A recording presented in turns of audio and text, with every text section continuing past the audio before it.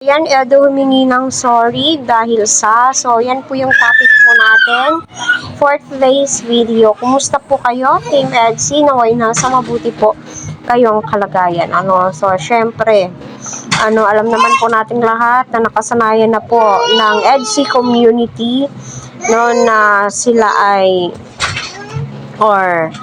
ang community ni Edu na palaging nag-a-updates, nagla-live. Syempre part na po 'yun sa daily routine po ni Eds. Syempre kailangan po 'yan kasi yung ibang beneficiary po niya ay may mga big time sponsors. Ayan, hello po sa ating lahat, Team Edsy. I hope nasa mabuti po kayong kalagayan. Patuloy po natin supportahan si Kalingap Edu, Kalingap Rob, at ang buong team.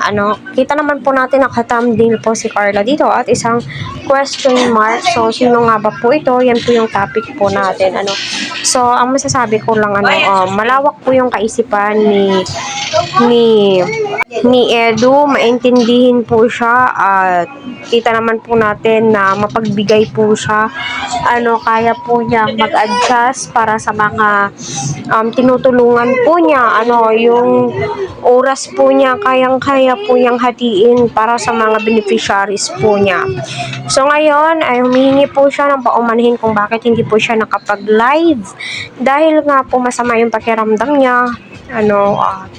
Nakasanayan po ng karamihan na palagi po siya nagbibigay ng updates. So, naiintindihan naman po natin sa part ni Edu yun. At ramdam naman po natin kung gaano kasaya, ka-thankful yung mga beneficiaries ni Edu maliban na lamang po sa isa.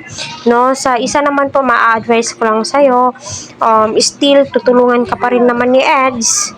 Kung ano man yung ina-advise ng pinsan mo, grab it. Kasi nasa sayo naman din po yun at para sa ikakabuti mo naman din yun.